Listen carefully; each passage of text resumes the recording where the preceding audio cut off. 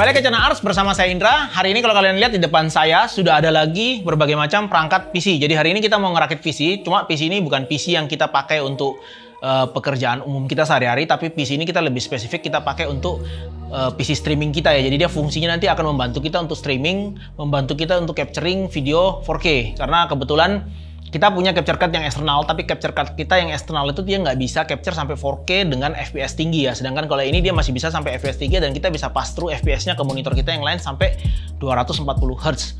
Jadi otomatis kalau kita mau ngetes monitor misalnya dengan Hz tinggi, kita bisa pass through ke layar kita, sedangkan card ini akan bisa capture video kita dalam format 4K dengan FPS yang tinggi itu. Jadi kita aman untuk mengetes berbagai macam graphic card dengan monitor yang high-end ya. Dan juga kita juga bisa pakai untuk streaming. Jadi misalnya kalau kita mau streaming live videonya kita, PC ini akan kita pakai sebagai PC yang kita pakai khusus buat streaming aja. Jadi kita nggak pakai buat kerjaan yang lain, bener-bener fungsinya pure untuk streaming. Nah, kebetulan part yang kita punya di depan kita ini, beberapa part kita yang memang ada sisa di studio kita dan memang selama ini kita belum pakai dan kita akan pakai. Dan ini board berasal dari PC saya yang lama.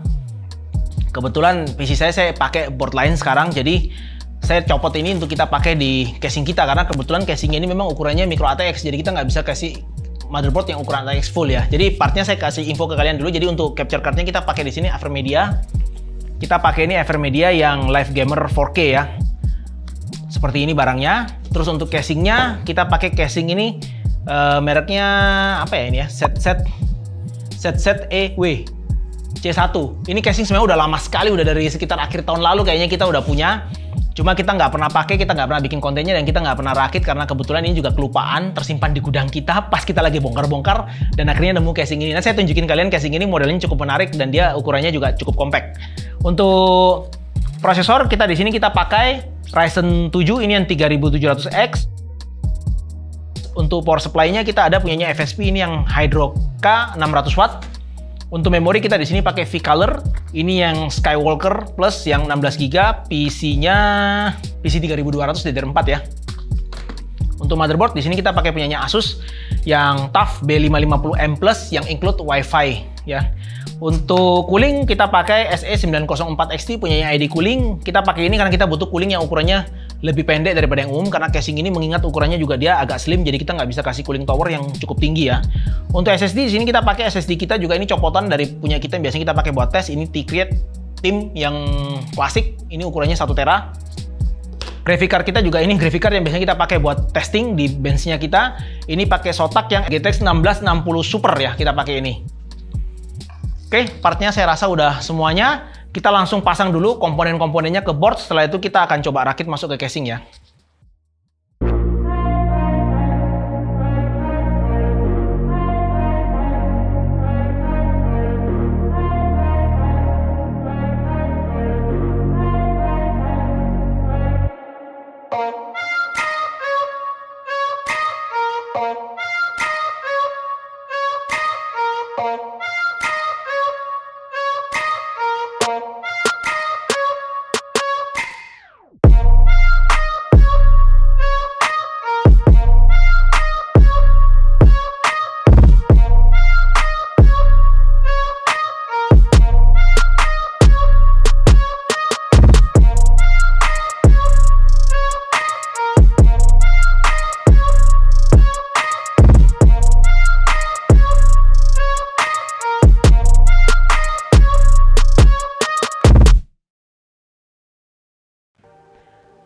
Oke, ini setelah kita lihat, kalian bisa lihat di motherboard ini di bagian sini kan nggak ada coolingnya untuk SSD ya. Jadi akhirnya saya putusin, saya tambahin cooling SSD ini punyanya Barrow. Kebetulan ini juga punya saya yang lama, saya udah nggak pakai dan saya udah ganti ke board lain dan ini nggak bisa dipakai di board saya yang lain. Jadi saya pakai di sini buat dipasang seperti ini nanti posisinya. Nah, ini ada panel monitornya, kita bisa kelihatan nanti temperatur SSD-nya berapa. Jadi nanti SSD ini saya pasang masuk ke dalam, terus saya langsung pasang ke sini ya.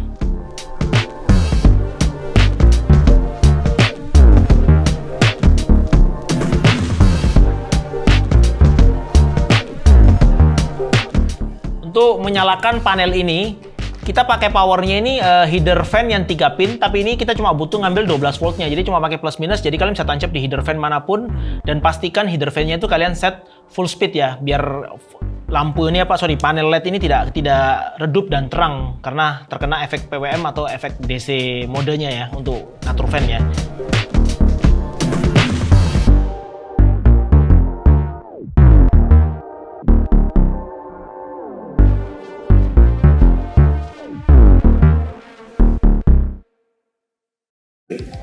Bisa kalian lihat, sekarang kita udah selesai masang semua komponennya dari motherboard kita. Ini udah ada coolingnya kita pasang, prosesor, cooling SSD kita, memori-memori kita udah pasang semua. Sekarang kita mau pasang masuk ke casingnya, tapi sebelumnya kita keluarin casingnya, kita bongkar dulu semua casingnya, dan nanti kita tunjukin kalian kenapa casing ini cukup spesial buat kita. Oke, bisa kalian lihat ini casingnya, tampilannya seperti ini. Jadi kalau kalian melihat casing ini, seharusnya kalian pasti akan teringat dengan sebuah casing dari Apple. Sama-sama ada parutan kejunya, cuma bedanya kalau itu mungkin parutan kejunya mozzarella, kalau ini mungkin parutan kejunya keju lokal-lokalan aja. Jadi modelnya dia mirip depan-depannya, makanya kita tertarik waktu itu untuk beli casing ini sekaligus nyoba. Tapi kita nggak pernah sempet buat konten ini sampai hari ini ketika kita butuh PC untuk streaming kita baru keinget kalau kita punya casing ini dan kita ingin coba rakit sekalian di casing ini. Jadi tampilannya kan bisa lihat seperti ini model casingnya, ya kan? Bentuknya dia slim, tidak terlalu lebar, dan ukurannya juga cukup kecil. Bisa kalian lihat ukurannya cukup compact, ringan juga, ringan sekali casingnya karena bahannya badannya ini dari aluminium. Dan ini pinggir tempered glass, dan semuanya bolong, termasuk belakang-belakangnya kalian bisa lihat ini seperti ini. Jadi flow udaranya cukup bagus, tidak ada yang menghalangi. Atas juga ada bolong seperti ini, dan sisi belakangnya full seperti ini. Nah, cuma ada kekurangannya untuk casing ini, dia memang sisi bagian sininya semuanya kalian nggak bisa copot. Jadi kalian cuma bisa buka satu sisi di bagian depan ini. Ini saya langsung buka aja.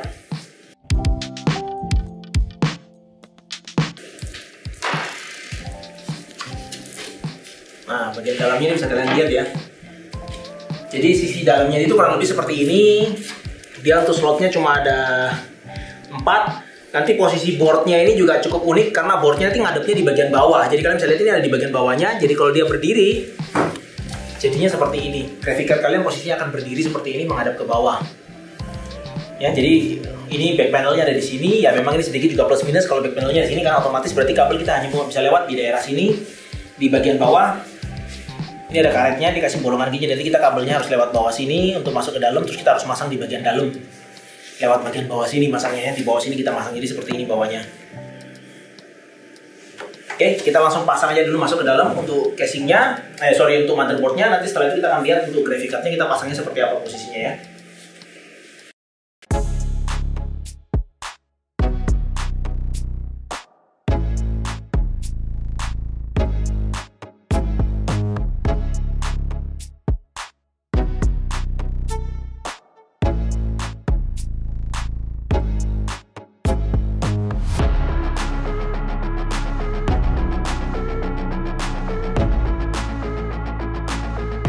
Bisa kalian lihat ya, kalau casing-casing model gini nih ada kekurangannya.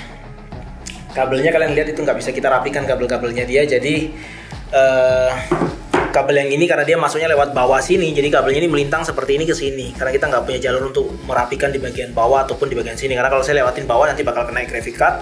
Kalau saya lewatin ke bagian atas ini, dia nggak bisa karena dia melewati cooling ini, kabelnya jadi nggak cukup sampai di sini. Jadi ya solusinya seperti ini aja, udah masukin bawah sini. Selipin di bawah seperti ini, yang penting jadi dan beres. Termasuk kabel untuk front panel juga sama, ini saya lewatin bawah, jadi nanti dia ada graphic card ataupun card kita lewat di atasnya, kabelnya ada di bawah sini dan kejepit ya. Sekarang kita mau masang power supply-nya dulu masuk.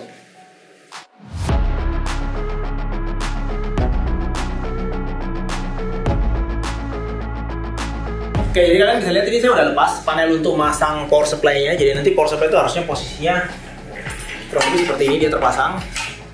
Ya kan, dan kalian bisa lihat di bagian bawah sini, ini ternyata ada tempat untuk memasang SSD-nya. Jadi kalian bisa pasang SSD 2,5 itu ada 2 biji. Nanti posisinya dia akan seperti ini.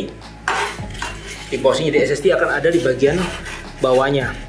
Jadi seperti ini posisinya SSD ada di bagian bawah ya. Dan di bagian bawah sini, kalian juga bisa lihat.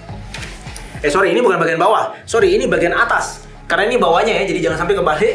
Ini bagian atas, jadi nanti SSD-nya itu ada di atas dan power supply-nya akan seperti ini posisinya ada di bagian atas juga ya. Jadi kalau kalian pasang seperti ini nanti jadinya. Oke, dan di bagian atas ini juga ada tempat untuk masang fan.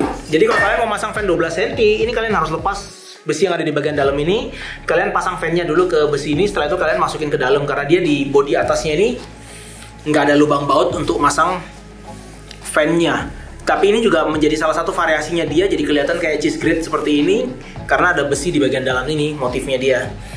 Dan di bagian, sebentar biar saya nggak salah ngomong lagi, bagian belakang ini kalian bisa pasang fan 12 cm juga 2 di bagian sini dan bagian sini, karena ini ada lubang bautnya, ada 2 ya. Di bagian depan, bentar saya lihat. Oke, di bagian depan ini juga harusnya ini bisa dipasang fan, tapi kalau untuk masangnya sepertinya kalian butuh besi ini. Nanti saya coba cari tahu, karena jujur aja casing-casing seperti ini manual booknya nggak ada semua. Saya coba cari, saya nggak nemu manual booknya, jadi terpaksa mau nggak mau kita harus bereksperimen untuk mencoba satu persatu seperti apa kita harus masang. Tapi sepertinya ini kalau saya pasang mungkin seperti ini, harusnya ini ada besi di sini. Nah ini sepertinya nanti fan itu kalau kita pasang di sini berarti cuma di baut satu sisi kayaknya. Jadi fan nanti akan diem di sini. 2 di sini ada fan 2, kita bisa pasang. Kurang lebih seperti ini harusnya dia pasang, karena ini bracketnya bisa kita pasang 2 seperti ini di sebelah ya. Kita coba pasang power supply-nya dulu.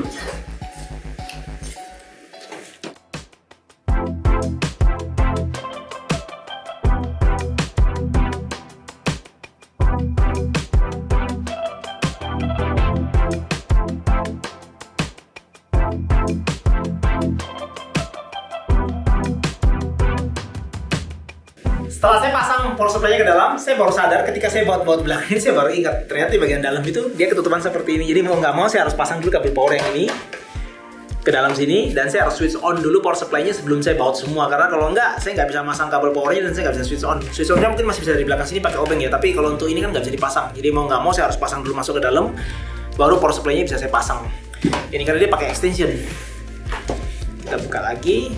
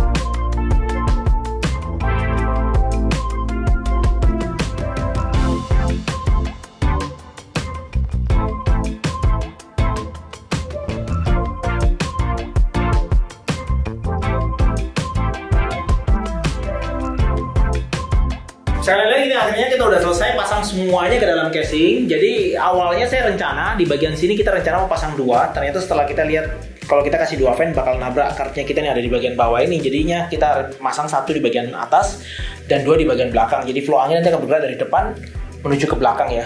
Sedangkan di bagian sini saya udah nggak kasih fan karena kita ada ngerapin kabel-kabel tadi. Dan di bagian bawah kalau kalian mau tambah 9 cm harusnya bisa, tapi saya nggak masang fan juga di bagian bawahnya. Udah cukup menurut saya karena kita juga nggak pakai graphic card macem-macem. Cuma memang kekurangannya dari casing ini satu, kalian bisa lihat kart tambahan kita dengan graphic card yang ada di bagian sini udah benar-benar mepet sekali. Tapi untuk seri 1660 harusnya masih tidak ada masalah karena udara masih bisa masuk, apalagi kita ada tambah fan juga di bagian sini. Jadi sementara masih aman-aman aja. Nanti sambil kita cek temperaturnya berapa, sekaligus nanti kalau sempat, mudah-mudahan sempat, saya juga coba tes temperatur untuk casing ini sendiri ya. Cuma saya coba usahakan sebisanya kita tes ya. Saya belum tahu apakah ada tes-tes lain lagi, nanti akan kita tes. Nanti kalian lihat aja, saya minta tolong nanti Mas Ali atau mungkin Michael yang untuk melanjutkan tesnya untuk casing ini. Bisa kalian lihat ini kita sekarang mau masang untuk kabel HDMI kita ke bawah, dan bisa kalian lihat ini saya pakai HDMI yang besar ya 10 meter dan HDMI-nya cukup besar kepalanya. Kalian bisa lihat ini konektornya ini nggak bisa duduk jadinya ya. Kalau kalian, saya coba naikin tes casingnya berdiri posisinya, nah nyangkut ya. Kita nggak bisa posisi berdiri casingnya. Jadi ini memang merupakan salah satu kekurangan dari casing yang menggunakan konektor di bagian bawah seperti ini. Jadi kalian harus pastikan kabelnya mendukung. Mungkin nanti saya akan coba cari kabel extension yang lebih mudah. Jadi kita tinggal pakai extension, kita kasih kabelnya ke bagian belakang sini, dan kabel-kabel lain kita tinggal tancap ke extensionnya semua untuk mempermudah kerjanya kita. Jadi baik yang dari capture card maupun yang dari graphic cardnya ini ya. Jadi inilah kekurangan kalau kalian menggunakan casing yang konektor back panel maupun konektor untuk graphic cardnya ada di bagian bawah seperti ini. Jadi mau nggak mau ya pakainya kalian tidurin posisinya casing seperti ini, atau kalau nggak lebih ekstrim lagi pakainya gini, tapi kan ya nggak mungkin dibalik seperti ini kan. Oke, jadi hari ini saya sempatkan waktu untuk kita ngetes performa dari PC streaming yang kemarin kita udah bikin. Ini sebenarnya sih sudah selang berapa hari, karena kebetulan nggak ada waktu untuk beresin tesnya. Jadi hari ini kita lagi mau tes performa dari temperatur ya, performa temperatur ya. Kalau untuk performa PC streaming ini kan sendiri juga ngetes juga, karena kita nggak pakai buat gaming, kita lebih banyak pakainya buat streaming. Jadi untuk ngetesnya mungkin agak susah, tapi kita lebih banyak ngetes ke performa temperaturnya seperti apa. Terus nanti saya juga jelasin ke kalian kita mau pakai untuk apa sih sebenarnya PC ini, karena ini sebenarnya bukan PC gaming, tapi ini PC yang kita pakai buat streaming konten gaming ataupun konten-konten lain yang kita punya, sama untuk recording. Nanti detailnya seperti apa saya jelasin. Jadi sekarang saya langsung running tesnya dulu. Jadi kita pakai nanti Cinebench sama 3D Mark, seperti biasa kita pakai 3D Mark Wildlife Extreme yang stress testnya. Jadi kita ingin tahu temperatur CPU-nya seperti apa sama GPU-nya seperti apa, karena mengingat walaupun casing ini dia bolongannya di depan ada, di belakang juga banyak ventilasi, tapi pinggiran ini pakai kaca dan ukurannya compact. Saya juga masih penasaran apakah bakal dingin atau enggak, karena kalau misalnya memang nggak dingin ya kita harus lepas kaca, tapi memang pada akhirnya kita memang akan lepas kacanya karena kita pakai buat mobile. Saya takut kacanya pecah, jadi kita coba tes dulu dalam keadaan kaca tertutup sama terbuka. Kalian ada gambaran casing ukuran segini seperti apa performa untuk temperaturnya. Kita langsung buka aplikasi dan kita langsung running tesnya.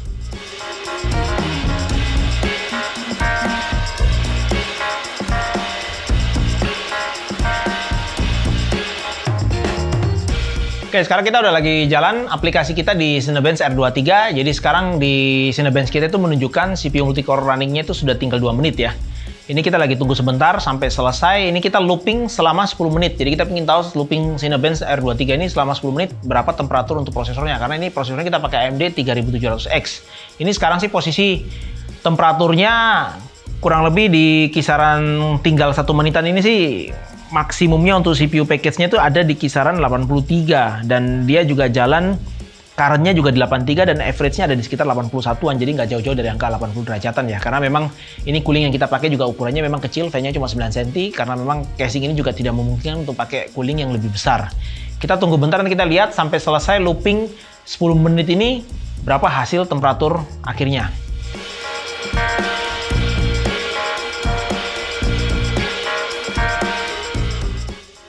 Oke, selesai ya. Maksimumnya kita dapat 83, average-nya di 82 derajat untuk CPU package-nya.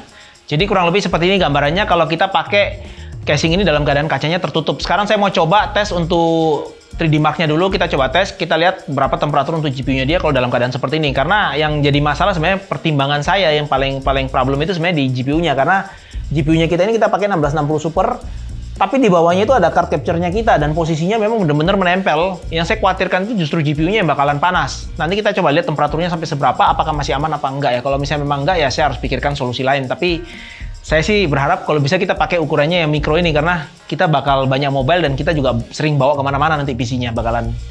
Kita sekarang running dulu untuk 3D Mark-nya ya.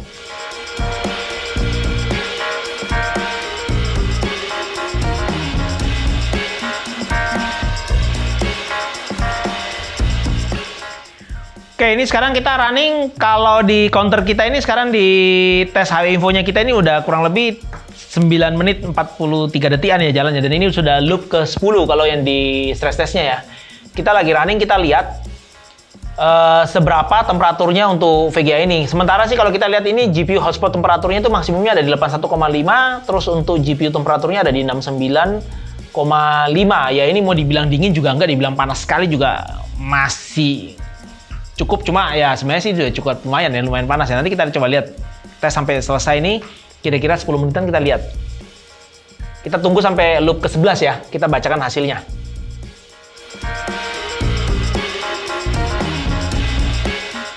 Oke, ini sudah hampir selesai. Sekarang masuk loop ke-11. temperaturnya tidak ada perubahan, GPU hotspotnya tetap maksimum di 81,5, average 78, sedangkan untuk GPU temperaturnya, core-nya itu ada di 69,5 maksimumnya, dan average-nya ada di 66 derajat.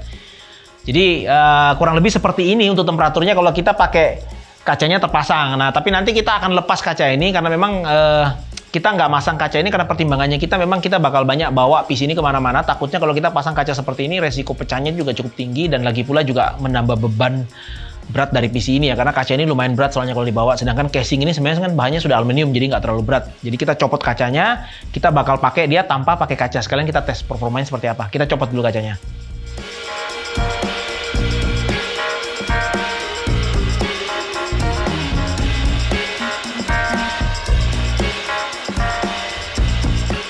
Oke, sekarang casing kita udah buka dan kita sekarang sudah di aplikasi kita kembali di Cinebench R23 dan ini sekarang udah jalan. Ini sudah pas paling terakhir, ini udah di pas 10, dari 10 menit kita tes ya. Dan ini sekarang kalau di HW Info kita ini sekarang counternya sudah di 10 menit 19 detik.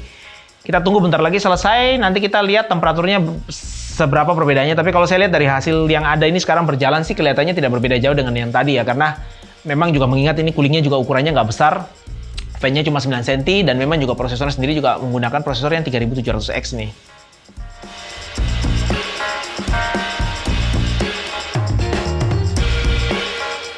Oke, selesai tes kita. Ini counternya, ini temperaturnya terlihat CPU package-nya 82 maksimum dan average-nya ada di 81 derajat. Jadi kayaknya kalau ini dengan yang tadi tidak berbeda jauh sekali karena yang tadi itu juga CPU package-nya itu kurang lebih di maksimum kalau nggak salah tadi 83. Average-nya ada di sekitar 82an, jadi cuma beda sekitar 1 derajatan. Jadi bisa saya bilang tidak ada perbedaan berarti karena memang kita buka dengan kita tutup pun juga tidak ada perbedaan sampai gimana-gimana. Kini sekarang kita coba tes untuk GPU-nya, kita juga penasaran apakah juga ada perbedaan drastis apa enggak. Karena di sini kita sebenarnya sudah kasih fan satu di bagian atas ini dan ada dua di bagian belakang. Jadi flow-nya harusnya sudah bergerak seperti ini. Kita tes langsung untuk 3D Mark-nya ya.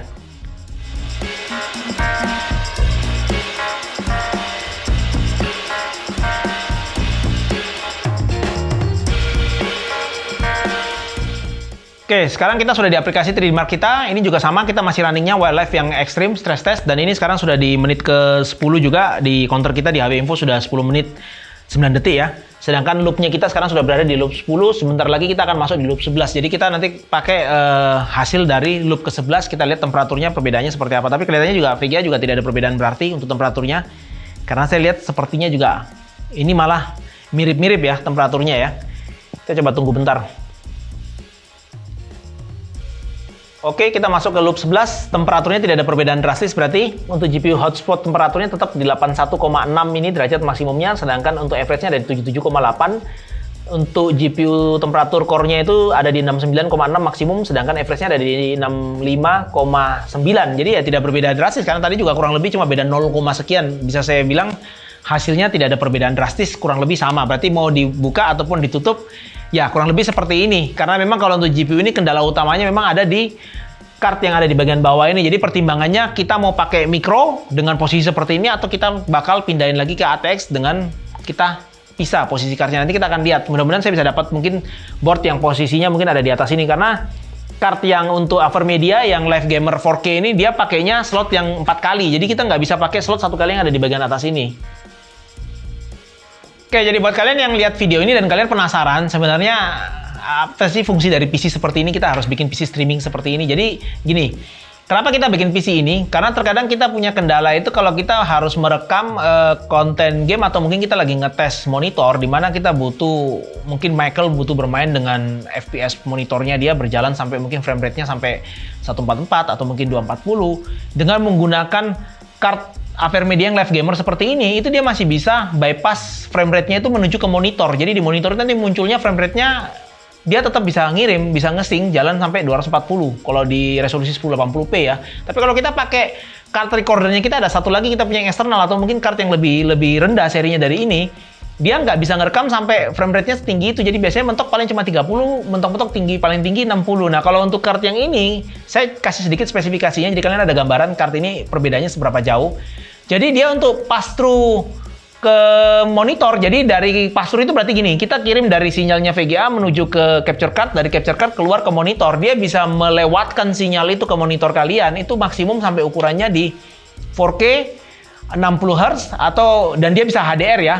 Atau kalian bisa pakai di 2K ini juga bisa, karena jarang sekali ada capture card yang bisa pass through itu ke 2K. Biasanya 4K atau kayak gitu dia 1080p ya, biasanya seperti itu. Jadi kalau untuk 2K ini jarang sekali ada, dan ini kebetulan kart ini bisa. Ini juga salah satu pertimbangan kita kenapa kita pakai kartnya AverMedia yang Live Gamer 4K ini. Jadi dia bisa pass through 1440p sampai 144 Hz, sedangkan untuk 1080p-nya dia bisa support sampai 240 Hz. Jadi kart ini cukup luar biasa untuk sistem pass through-nya dia, dan kemampuan untuk recordnya, merekamnya, kalian bisa rekam sampai resolusi 4K itu dia bisa sampai 60 Hz HDR.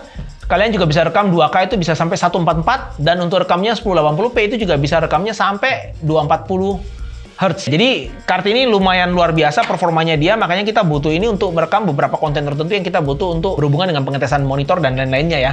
Sedangkan kalau untuk fungsionalnya yang lain, kita juga sebenarnya pakai kart ini juga pakai untuk streaming. Jadi terkadang misal kita lagi bikin konten, mungkin kita ngobrol-ngobrol simple, kita lagi ngobrol sesuatu, kita bisa bikin komputer itu sebagai PC streamingnya kita. Jadi kita bisa rekam ke komputer ini konten dari PC atau mungkin dari kamera, dan kita bisa langsung keluarin ke YouTube, mungkin kita bikin live dan kita bisa bikin tampilannya dia di OBS, mungkin kita kasih tambahan-tambahan yang lain di OBS. Atau mungkin juga bisa juga buat kalian mungkin yang pingin PC gamingnya, kalian punya PC gaming yang performanya udah luar biasa dan mungkin kenceng, kalian nggak pingin FPS-nya drop sama sekali, ya ini solusi PC kedua untuk streaming seperti ini adalah solusi yang paling baik ya, daripada kalian pasang card capture ke dalam, atau mungkin kalian pakai untuk rekam internal, misalnya pakai kayak Nvidia kan sudah punya aplikasi, AMD juga sudah punya aplikasi, tapi biasanya itu pasti frame rate-nya turun. Apalagi kalau kalian mungkin PC-nya mungkin nggak sampai spesifikasinya tinggi sekali, biasanya drop-nya cukup jauh untuk FPS-nya. Makanya kenapa kita kadang-kadang butuh PC eksternal seperti ini. Jadi kalau kita ngetes performa, kalau kalian lihat kadang kita ngetes, misalnya kita lagi ngetes GPU, kita bisa rekam performa gamingnya, itu kita rekamnya tidak di internalnya PC yang sama. Karena kalau kita rekam di PC yang sama, nanti hasilnya tidak akan fair, karena GPU-nya kelihatannya jadi lebih pelan frame rate-nya. Jadi kita pakai PC seperti ini, jadi dari GPU-nya kita kirim ke PC ini untuk direkam hasilnya, baru kita tampilin kembali lagi ke monitor. Jadi kalian lihat hasil rekamannya itu benar-benar tidak mempengaruhi performa dari PC gaming kita sama sekali.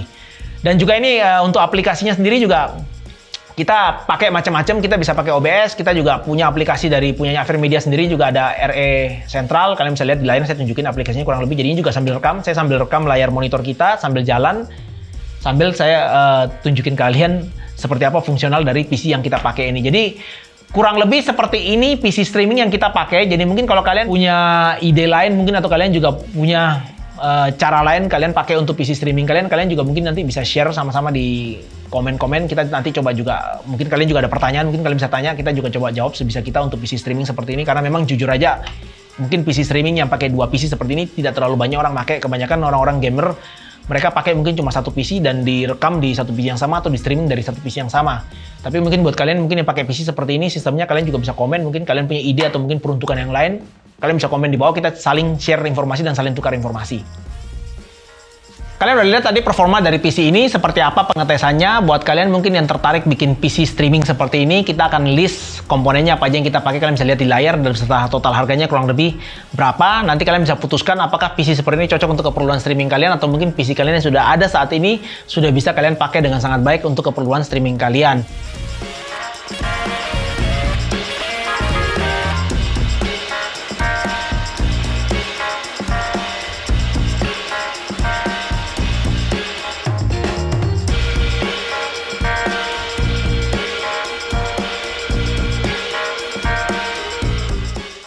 Dan buat kalian yang suka dengan video kali ini, jangan lupa kalian like, share, dan subscribe channel kita. Dan buat kalian juga yang mungkin suka baca artikel, kalian bisa kunjungi website kita arx.co.id. Dan jangan lupa follow Instagram dan TikTok kita di Arx ID Media. Saya Indra, sampai ketemu di video berikutnya.